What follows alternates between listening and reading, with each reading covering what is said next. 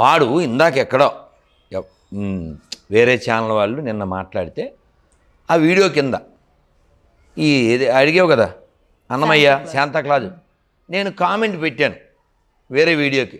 ఏమని? తిరుపతిలో పౌరుషం కలిగిన హిందువులారా, ఆ శాంతాక్లాజు గురించి ఆ పనికి మాలిన బుల్బుల్ బుక్లో లేదు, కిస్మిస్ గురించి కూడా లేదు, డిసెంబర్ 25 గురించి కూడా లేదు, వాడు ఎవడికి పుట్టాడో లేదు, వాళ్ళ అమ్మ ఎవరితో తిరిగిందో లేదు. శంకర పుస్తకం, శంకర జాతి, వంకర బతుకు.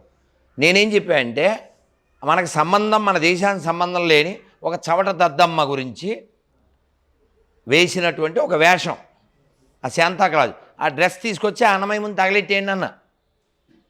వాడెవడో కామెంట్ పెడతాడు, వాళ్ళని ఎందుకండి అలా ఆడిపోసుకుంటారో, అంతా దైవేచ్ఛ, ఈశ్వరేచ్ఛ అన్నాడు. నేను బాగా తిట్టి, ఇది కూడా ఈశ్వరేచ్ఛ, రిప్లై ఓకే, చెప్పు దిగుద్దని చెప్పాను. మరి ఈశ్వరేచ్ఛ అన్నాడు కదా. వాడు చేసిన తప్పు అని చెప్పట్లేదు వీడు. ఇలాంటి సెక్యులర్ కుక్కల వల్లనే అల్లూరి చంపబడ్డాడు. ఇలాంటి సెక్యులర్ కుక్కల వల్లనే జలియన్ వాలాబాగ్ జరిగింది. ఇలాంటి దొంగల వల్లనే ఎంతోమంది మన వీరులు అకారణంగా మరణించారు. అందుకనే మీకు ఒక అంటే ఈ పైత్యం గురించి ఒక కథ చెప్తాను. ఏమిటి ఆ పైత్యం అంటే, ముగ్గురు గురువుగారి దగ్గర విద్యను పూర్తి చేసి వాళ్ళ ఇళ్ళకి వెళ్తున్నారు. వెళ్ళేటప్పుడు వాళ్ళ గురువుగారి భార్య ఏదో ఆహారం మూటలు కట్టేవారు కదా గొడ్డలో, అది కట్టించారు. ముగ్గురో నలుగురో వెళ్తున్నారు. ఈ సాయంకాలం అయింది. ఏదో చెరువు కనబడి, నడకే కదా మరి పూర్వం. ఒరే నువ్వు కూర్చుని పట్టుకో, అడవి జంతువులు అవి తినేయకుండా మేము స్నానం చేసి వస్తామన్నారు. వీడికి ఆకలేస్తుంది. వీడి పొట్లను తినేశాడు, 2 తినేశాడు, 3 తినేశాడు, 4 తినేశాడు. 4 తినేస్తే వాళ్ళు అసలే నడిచి వచ్చి స్నానం చేసి వచ్చారా? స్నానం చేస్తే కర్రలాడద్దుగా ఏరా అన్నారు. అంటే వాడు ఏం చెప్పాలి? సారీరా, చాలా ఆకలేసింది, మీరేమనుకోకుండా తినేశాను అని క్షమాపణ చెబితే వాళ్ళు ఏదో అర్థం చేసుకుంది. వీడు కాళిదాస్ కవిత్వం కొంత, వీడి పైత్యం కొంత అని. ఏముందిరా, ఎవడు తింటే ఉంది, అంతా లోపల ఉన్న పరమాత్మే తిన్నాడు అని ఎదవ చావు తెలివితేటలు చూపించాడు. ఏదో శ్లోకం చెప్పాడు.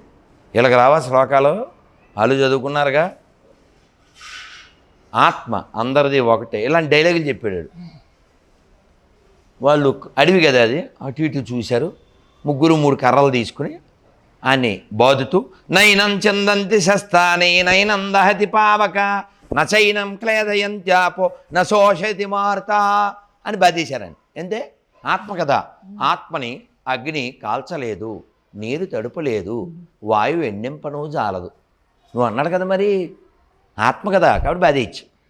సో కాబట్టి ఈ సెక్యులర్ కుక్కలకి ఇదే ట్రీట్మెంట్ అమ్మా.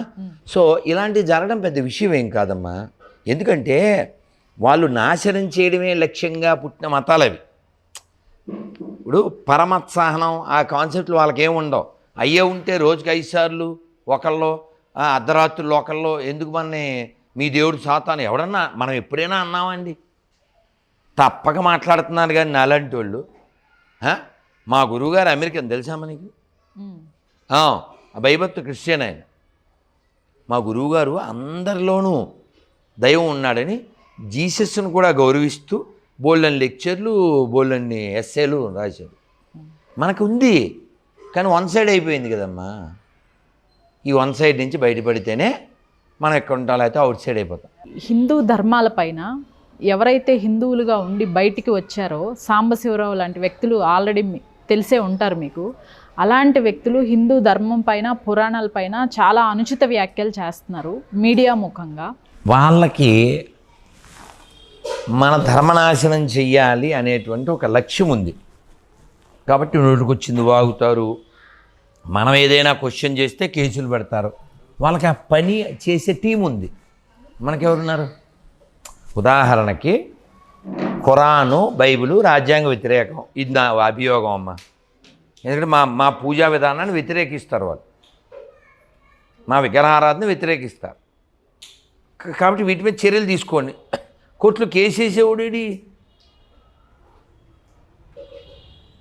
సో హిందువుల తరపున అలా పోట్లాడే న్యాయవాదులు వస్తే ధర్మానికి, న్యాయానికి, దేశానికి, చట్టానికి హితం జరుగుతుంది.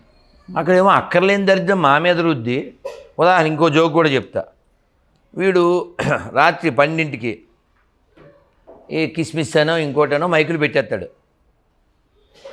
వీడు మనవాడు వెళ్ళి ఏంటండి ఈ గోల మాకు రాత్రిపూట అని అడిగాడు అనుకో, వెంటనే కేసు మా కులం అంటాడు. ఒరే మలత్రాష్టుడా, నువ్వు ఏ మతంలో ఉన్నావురా, కులం ఎలా వస్తుంది నీకు? మొన్న జర్నలిస్ట్ అన్నాడే, ఇక్కడ అంబేద్కర్ వారసుడు. నువ్వు అంబేద్కర్ వారసుడు రా, నువ్వు 50-50 గాడివి, నువ్వు నీతి లేనోడివి, నువ్వు సిగ్గుశరం లేనోడివి.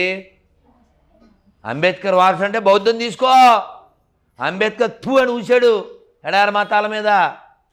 ఆయన కొనేద్దాం అనుకున్నారు. మీలాగా మరి చీటర్ కాదు కాబట్టి, మేటర్ ఉన్నాడు కాబట్టి ఆయన అందులోకి వెళ్ళలేదు. నువ్వు గొర్రె అని చెప్పుకోలేవు, నీతి లేనోడివి, నువ్వు అంబేద్కర్ వారసుడు ఎలా అవుతావురా? సర్టిఫికేట్లో నువ్వెవడ చెప్పు చూద్దాం. సో కాబట్టి కోర్టు, ప్రభుత్వాలు ఆలోచించాలి. క్రైస్తవ సోదరులు, ముస్లిం సోదరులు అని డైలాగులు వేస్తే సరిపోద్ది ఏంటి? అక్కడ బిల్డింగ్ కట్టిస్తాం, ఇక్కడ ఎవరి డబ్బులతో? ఓసారి చూపించండి. తెలంగాణ వచ్చిన 10 ఏళ్ళు, ఆంధ్రప్రదేశ్ పుట్టిన ఈ గత 70 ఏళ్లలో చర్చిల నుంచి అంత గవర్నమెంట్ తిన్నదే, మసీదుల నుంచి అంత తిన్నదే, దేవాలయాల భూములు ఎన్ని తినేసింది? కొంచెం హార్ష్గా చెప్తే కోర్టులు ఏం పీకుతున్నాయి? ఎవడైనా ఏదైనా పథకం పెట్టాడు అనుకోండి, మీకు ఇల్లులు ఇస్తాం అంటాడు అనుకోండి, అధికారంలో రాగానే ఇవో మన గుడికి ఎన్ని ఎకరాలు ఉన్నాయి? 100 ఎకరాల. ఎవడ బాబుసు నీకు ఇచ్చారా? వక్బోర్డు భూములు నువ్వు తీసుకుంటావా? చర్చి భూములు తీసుకుంటావా? ఏ హక్కు ఉంది? కాపలా కుక్కలో రిమైన్ యువర్ సెల్ఫ్.